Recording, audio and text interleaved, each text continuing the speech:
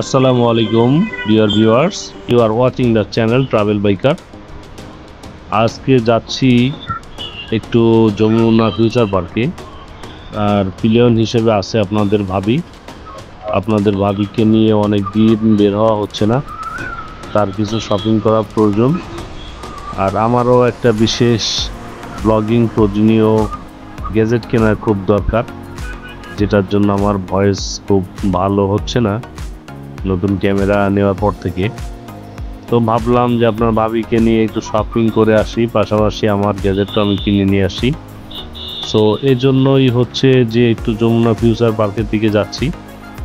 আজ হচ্ছে ফ্রাইডে আর প্রচুর গরম পড়েছে, তো ভাবলাম যে গরমে একটু শপিং মল থেকে ঘুরে আসি, কেনাকাটা করে আসি। তো এই উদ্দেশ্যেই বের হয়েছি। তো গল্প করতে করতে ইতিমধ্যে চলে এসেছি যমুনা ফিউচার পার্কের এন্ট্রি গেটে।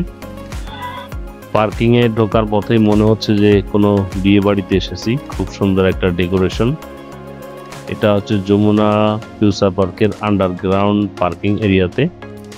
তো এখানে একটা জিনিস বিশেষভাবে উল্লেখযোগ্য যে যমুনা ফিউচার পার্কে মোটরসাইকেলের পার্কিং হচ্ছে 60 টাকা। তো I think it is expensive.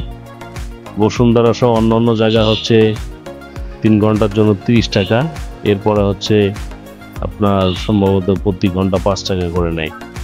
কিন্তু এখানে আপনার ইনিশিয়ালি ঢুকতেই হচ্ছে আপনার 60 টাকা, যতক্ষণ থাকেন না কেন।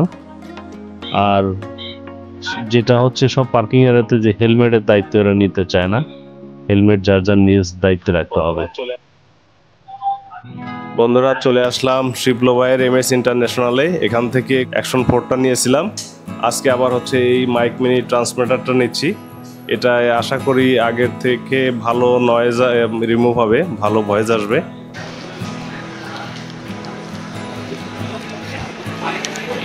ফিল্টার না, এটা কি দুইটা নাকি একটা?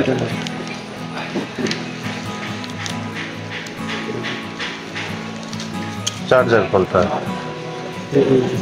এটি চার্জার।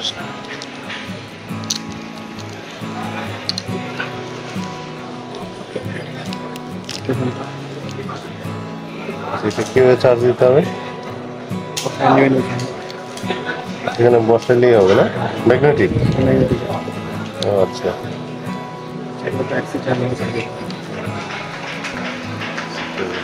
আর এটার কি তুলি যে কোনোটা ইউজ করা যাবে নাকি? কোনটা কি ফাংশন আর কি? তো সেমই, জাস্ট কালার ভিন্ন। এটা লাগাবে কিভাবে?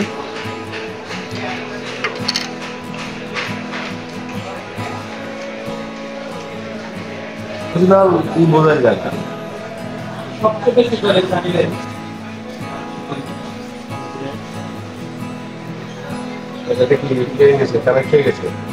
এটার দাম হচ্ছে 6000 টাকা।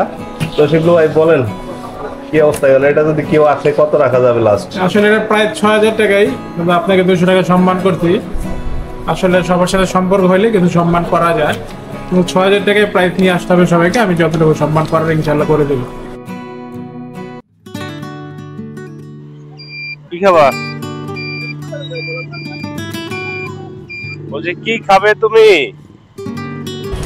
আমার দিতে খুইলে আমি কেমনি খাবো, তুমি খাও।